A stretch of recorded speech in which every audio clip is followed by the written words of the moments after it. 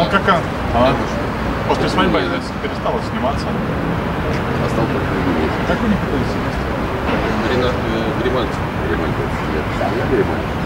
А принц приехал. А он жив? Ну да. Ну,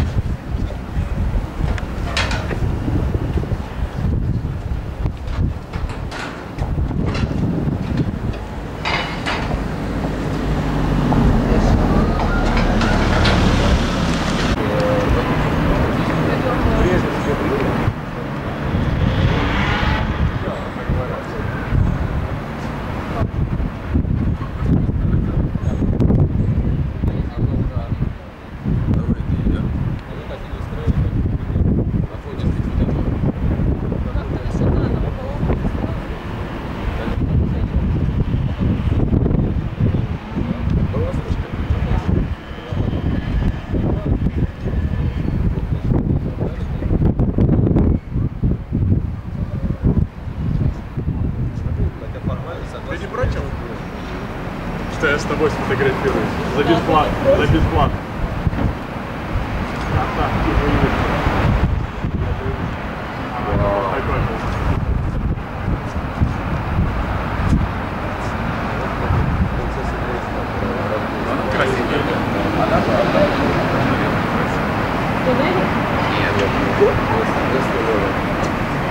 Да, симпатично. Это она реально Как вы любите семейство?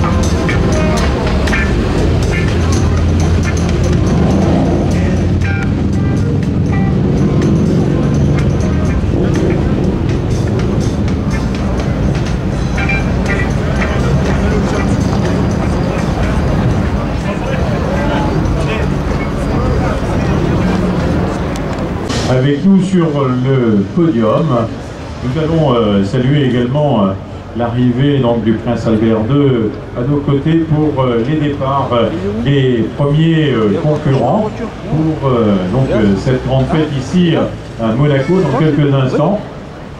Je revenais donc sur la voiture qui va venir se placer.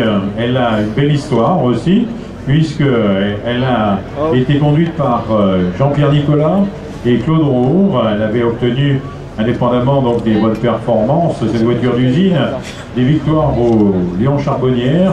Elle avait été conduite aussi par Darniche en 1971. Elle avait obtenu la victoire. La voiture que l'on va donc saluer est une voiture authentique qui arrive le numéro 2 en 1971, ici au départ de ce rallye Monte-Carlo. Cette voiture donc sera la première à s'élancer avec Jean-Yves Le Gall qui sera donc le copilote. Derrière, nous aurons la voiture numéro 4 qui est une petite auto-union, la DKW F12 de 1964. Voiture qui a une petite cylindrée, 889 cm3 pour être précis. Ces voitures de temps, on retrouvera de nombreuses participations pour Hugues Demange qui sera donc avec nous. ici. Il avait participé déjà dans les années 85-88 à la compétition moderne. On le retrouve régulièrement en historique et ce sera la deuxième voiture qui s'élancera dans l'ordre des pointages. Le troisième, je l'avais déjà situé aussi, Pierre-Guy Morani. C'est un retour après quelques années d'absence. C'est le maire de Gillette qui a couru depuis donc 2003-2004 avec une R8 Gordini. On l'avait eu avec des Porsche, des autos différentes, aussi avec des quattro. Aujourd'hui associé à son frère Didier, il sera donc le pilote avec la Porsche 911 de l'I4 version T qui sera au départ. Pour la petite histoire, il avait réalisé la 3e place en 2007 dans cette situation de l'historique. Voilà pour ce qui va nous être donné dans quelques instants. 121 voitures devraient venir sur nous, ici, sur ce podium. Donc, situé avec ce grand pilote qui avait marqué aussi l'histoire du Rallye Monte-Carlo avec la plus petite voiture, puisque la cylindrée était de moins de 850 cm3 à l'époque.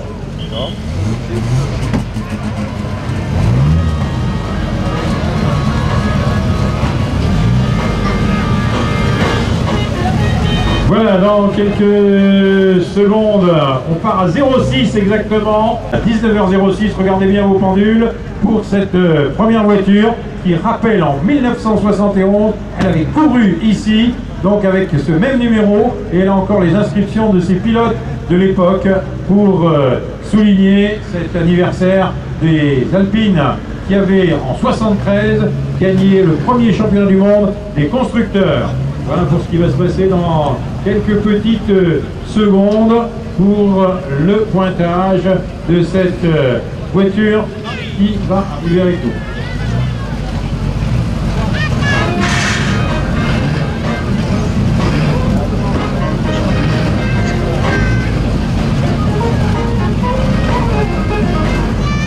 On rappelle qu'il y a déjà d'autres itinéraires de concentration qui ont pris le départ. C'était le cas de Barcelone cet après-midi, de Reims, et maintenant on retrouve l'itinéraire de Monte-Carlo qui est en réalité la 3e de la journée, mais en réalité la 5e partie donc, de la concentration pour aller du côté de Valence. Voilà, donc arrivée ici même de cette voiture qui reste avec les décalcomonies et tout ce qui rappelle donc Jean-Pierre Nicolas et Claude Roure. 30 secondes pour le départ de cette berlinette, voiture d'usine qui a un beau passé, et on va donc saluer le pointage dans quelques instants.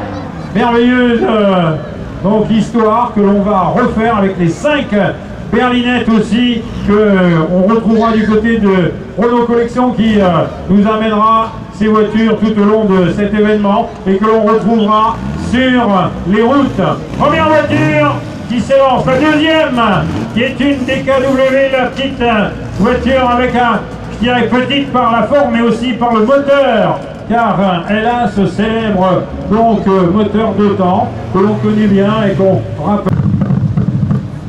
Voilà, c'est pour rappeler que c'est une voiture un peu particulière par rapport aux autres voitures qui est donc fait avec encore une grande histoire aussi pour ces voitures qui, dans la neige très légère, arrivaient donc à passer partout quand il y avait beaucoup d'enneigement. C'est le cas donc de celle qui est présentée ici dans quelques secondes. C'est le deuxième à s'élancer dans l'ordre des pointages. Il réside du côté de Paris pour le pilote et il va descendre donc de ce podium dans quelques instants. On l'avait vu rouler ici dans les années 85 dans le rallye moderne. Troisième voiture que nous allons accueillir, et c'est un élu que l'on retrouve avec le docteur Morani qui est maire de Gillette. Donc la petite coulure, la ligne de départ aujourd'hui de cette 16e édition. Dans quelques instants, la suite va nous permettre de retrouver d'autres berlinettes avec...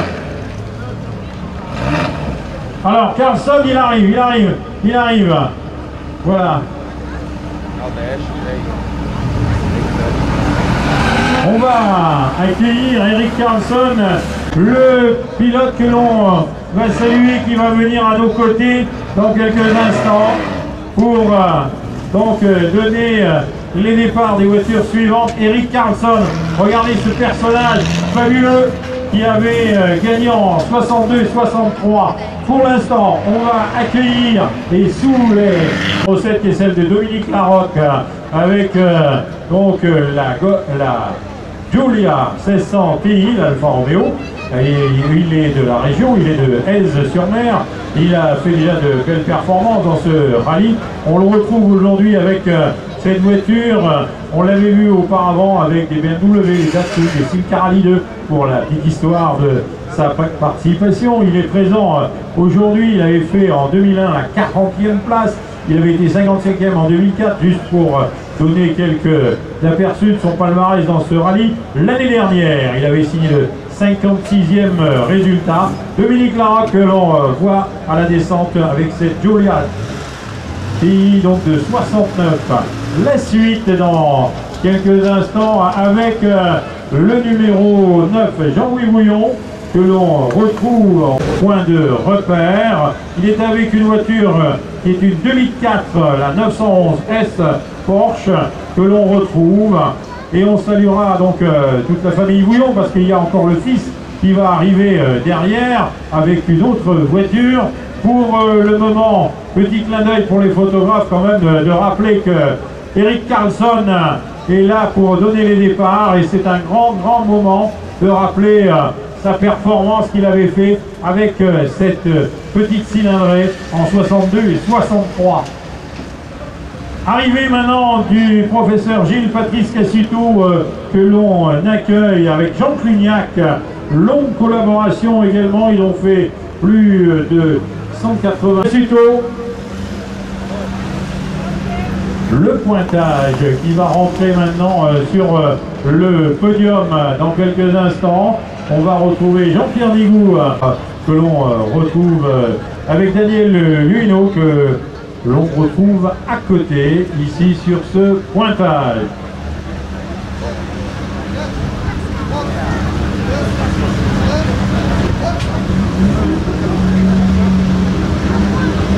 Devrait arriver maintenant une Porsche 2 litres 4 version T 911 que l'on accueille ici même pour le pointage avec Georges Surdaz. Il réside du côté de la Suisse, que l'on retrouve de René Roche qui réside du côté de Nîmes pour le pilote que l'on accueille ici, alors que l'on salue la présence de Erik Karlsson qui nous a ravis d'être avec nous pour les premiers départs. On retrouve cette Alfa Romeo qui donc est avec également Patrick Guillonnet qui réside du côté de Marseille. On les avait vus également présents avec une Citroën SM par le passé pour le pilote qui est au départ ici. Ses meilleures performances, on les avait retrouvées donc à plusieurs reprises, et notamment ils avaient été 129e en 2008.